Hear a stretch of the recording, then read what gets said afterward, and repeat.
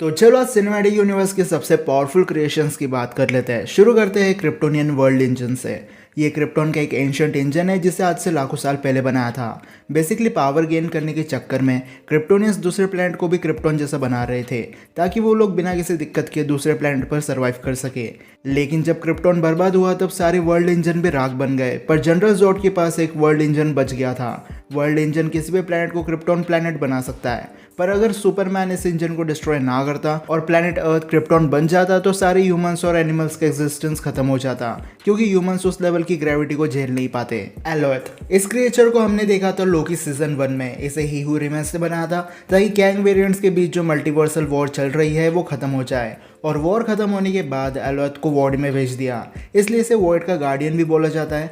एलोथ को अगर खुला छोड़ देते तो टाइम और स्पेस को भी खा जाएगा और इस पर किसी भी टाइप का वेपन का असर नहीं होता है। हाँ, लेकिन मैजिक से इसे अनकॉन्शियस कर सकते हैं। एलोथ के पास बॉडी मैनिपुलेशन एबिलिटी है जिसकी वजह से खुद का साइज बहुत बड़ा बना सकता है, और टीवी वाले मैटर और एनर्जी को ख़त्म नहीं कर सकते, पर एलोथ ऐसा कर सकता है। इसलिए जिन चीज़ों को टीवी वाले डिस्ट्रॉय नहीं कर सकते वो उसे एलोथ के पास भेज देते हैं। ये एक स्मोकी क्रिएचर है, इसलिए जब ये मूव करता है तब वहाँ फ्रिक्शन बनने की वजह से इलेक्ट्रिसिटी भी जनरेट होना शुरू हो जाती है। डूम्सडे, इसे बनाया था लेक्स लूथर ने, क्योंकि उसे कुछ भी करके सुपरमैन को मारना था। लेक्स ने क्रिप्टॉन के स्काउट शिप में जाकर जोड की बॉडी, उसकी कमांड की और अपने ब्लड से डूम्सडे को क्रिएट किया था। क्रिप्टॉन लॉ के हिसाब से डूम्सडे को बनाना इलीगल है, पर क्रिप्टॉन की लॉ काउंसिल कब की खत्म हो चुकी है, इसलिए लेक्स ने जैसे तैसे करके डूम्सडे को बना ही दिया।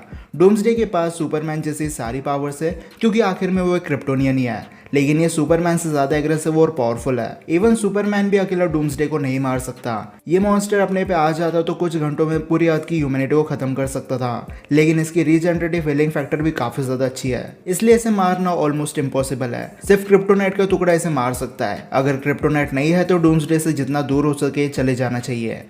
टाइम स्पीयर, ये कैंग द कॉन्करर के सबसे ग्रेटेस्ट और पावरफुल इन्वेंशंस में से एक है। इस स्पीयर को 31st सेंचुरी में बनाया गया था और इसमें बैठकर कैंग मल्टीवर्स और किसी भी डायमेंशन में ट्रैवल कर सकता है। इस स्पीयर की वजह से ही कैंग ने कई सारी टाइमलाइंस को डिस्ट्रॉय किया है, पर इसे यूज करने के लिए बहुत सारी एनर्जी चाहिए होती है, इसलिए कैंग ने मल्टीवर्सल कोर इंजन बनाया था। बेसिकली इस चीज को स्पीयर का आर्क रिएक्टर समझ लो, और ये स्पेयर न्यूरोकिनेटिक है, इसलिए इसमें कोई हैंडल या रिमोट नहीं है। ये पूरा स्पेयर कैंग की सोच पे काम करता है, और कैंग के सिर्फ सोचने पर इस स्पेयर ने उसे एक पूरा न्यू सूट बनाकर दे दिया था। अगर फ्यूचर में ये मशीन वापस दिखाई दे तो हमें इसके और भी फीचर्स के बारे में पता चल जाएगा। अल्ट्रॉन, अब अल्ट्रॉन एक फेलियर था। जिस काम के लिए इसे बनाया गया था वो तो कभी इसने किया ही नहीं, पर एवेंजर्स की वजह से अल्ट्रॉन का प्लान फेल हो गया। लेकिन अगर अल्ट्रॉन के प्लान के अकॉर्डिंग चीजें होती तो वो पूरे अर्थ को खत्म ही कर देता। पर व्हाट इफ में हमने देख रखा है कि अल्ट्रॉन क्या कुछ नहीं कर सकता। उसने वर्ल्ड्स, गैलेक्सीज और मल्टीवर्स को बर्बाद करके रख दिया, और साथ में ना जाने कितने एवेंजर्स को मार रखा है। अगर विजन एवेंजर्स की टीम में ना होता तो मेन यूनिवर्स का अल्ट्रॉन आज नहीं तो कल सेम व्हाट इफ वाले अल्ट्रॉन जैसा बन जाता, और इतना डेंजरस एआई होने की वजह से ये टोनी स्टार्क के सबसे पावरफुल क्रिएशन में से एक है। उरु वेपन्स, अब उरु मेटल से बने वेपन्स को ज़्यादातर एसगार्डियंस यूज़ करते हैं। कुछ वेपन नॉर्मल होते हैं और कुछ ओवरपावर्ड होते हैं, जैसे स्पेयर गंगनियर जो ओडिन का प्राइमरी वेपन था, लेकिन इसके सिर्फ 2 ब्लास्ट से फ्रोस्ट जायंट किंग का एग्जिस्टेंस खत्म हो चुका है, और ये बायफ्रोस्ट की चाबी की तरह भी काम करता था। फिर म्यूनियर, जिसके एक हिट से फ्रोस्ट जायंट की एंटायर रियलम शेक हो गई थी, और सुकोवे सिटी को भी इस हैमर से ही बर्बाद किया है। म्यूनियर एक लेजेंडरी वेपन है। थॉर ने ना जाने कितने एनिमीज को मौत के घाट उतार दिया बस इस एक हैमर से, पर इसे यूज करने के लिए वर्दी होना जरूरी है। फिर स्ट्रॉम ब्रेकर जो बना था थैनोस को मारने के लिए, और टेक्निकली इस वेपन ने थैनोस का चैप्टर क्लोज भी कर दिया था। ये एक्स एसगार्ड की किंग का वेपन है, इसलिए नॉर्मल सी बात है ये नया रियलम्स में सबसे पावरफुल हथियार होगा। और क्योंकि ये बायफ्रोस्ट समन कर सकता है, इसलिए अब थॉर किसी भी प्लैनेट को सिर्फ कुछ मिनट्स में डिस्ट्रॉय कर सकता है। और इन्फिनिटी गॉन्टलेट भी उरु मेटल से ही बना था, जो इतना ड्यूरेबल और स्टेबल था कि इन्फिनिटी स्टोन की एनर्जी को कंट्रोल कर रहा था। वही सेम चीज जब टोनी स्टार्क ने गोल्ड टाइटेनियम से बनाई तो इन्फिनिटी स्टोन्स की एनर्जी ओवरफ्लो हो रही थी। डार्क होल्ड, अब डार्क होल्ड की वजह से ही वंडा एक स्कारलेट विच बन गई। वैसे वो पहले से स्कारलेट विच ही थी, डार्क होल्ड ने बस उसे करप्ट करके उसके फुल पोटेंशियल पर पहुंचा दिया। डार्क होल्ड एमसीयू की सबसे पावरफुल क्रिएशन में से एक है।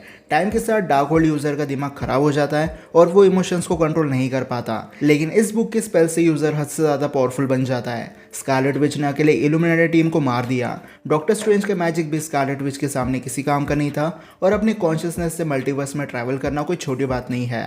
डार्क होल्ड को अगर इविल इंटेंशन से यूज किया जाए तो यूजर बहुत कुछ कर सकता है, और हम सबको पता है स्कारलेट विच आज भी जिंदा है, इसलिए जब भी वो फ्यूचर में अपीयर होगी वो डार्क होल्ड की वजह से और पावरफुल और डेंजरस बन के आएगी। हो सकता है कि सीक्रेट वॉर से पहले ही स्कारलेट विच किसी इवेंट में अपीयर हो जाए।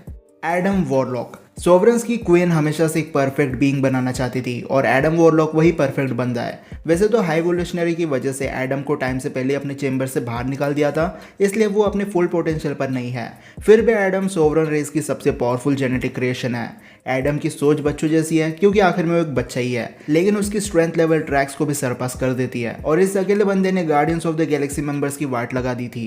पर अब एडम खुद एक गार्डियन है, इसलिए टाइम के साथ वो मैच्योर हो जाएगा और अपनी पावर्स को अच्छे से यूज करना सीख जाएगा। मदर बॉक्स सिनेमैटिक यूनिवर्स में मदर बॉक्स का क्रिएटर कौन है वो अभी तक रिवील नहीं हुआ है, लेकिन कॉमिक्स में इसे एक एपोकलिप्टिक साइंटिस्ट हाइमन ने बनाया था। ये बॉक्स एक सेंटिएंट सुपर कंप्यूटर्स है जिसने एक ऑलमोस्ट मरे हुए इंसान को साइबॉर्ग बना दिया। डार्कसाइड और ओल्ड गॉड्स की लड़ाई भी मदर बॉक्स की वजह से हुई थी और ये बॉक्सेस की यूनिटी हो जाए तो ये पूरे प्लेनेट को भी डिस्ट्रॉय कर सकता है। स्नाइडर कट में हमने ऐसा होते हुए देखा है, इवन सुपरमैन भी मदर बॉक्स के एक्सप्लोजन से मारा गया था। पर मदर बॉक्स का रियल यूज टेराफॉर्मेशन है, ठीक जो काम क्रिप्टॉन का वर्ल्ड इंजन करता है वैसा ही कुछ, लेकिन थोड़ा ज्यादा तेजी से। मदर बॉक्स की यूनिटी कई हजारों सालों की प्रोसेस को सिर्फ कुछ मिनट्स में पूरा कर देती है और किसी भी प्लेनेट को एपोकलिप्स बना सकती है और आखिर में डार्कसाइड वहां पर रूल करेगा। कास्केट ऑफ एंशिएंट विंटर्स इस क्यूब को हमने लोगी के हाथों में कई बार देखा है और क्योंकि वो एक फ्रोस्ट जायंट है इसलिए वो इसे अच्छे से यूज कर सकता है। अब एमसीयू में इस कास्केट को किसने बनाया वो किसी को नहीं पता, लेकिन कॉमिक्स में इसे एसगार्डियंस ने बनाया है। ये चीज इतनी पावरफुल है कि एक पूरे प्लेनेट को पावर सप्लाई कर सकती है और अगर इसे अच्छे से यूज किया जाए तो ये पूरे प्लेनेट को बर्फ का बना सकती है। कास्केट ऑफ एंशिएंट विंटर्स दिखता नहीं है, लेकिन ये एक प्लेनेटरी लेवल का वेपन है। लेकिन इसी कास्केट के साथ आज की लिस्ट यही खत्म होती है। ये वो कुछ गिने चुने पावरफुल क्रिएशन थे जो हमें सिनेमैटिक यूनिवर्स में देखने मिले, लेकिन इन्फिनिटी स्टोन्स को हमने इंक्लूड नहीं किया है क्योंकि उन्हें किसी ने बनाया नहीं है, वो बिग बैंग की वजह से अपने आप बन गए थे।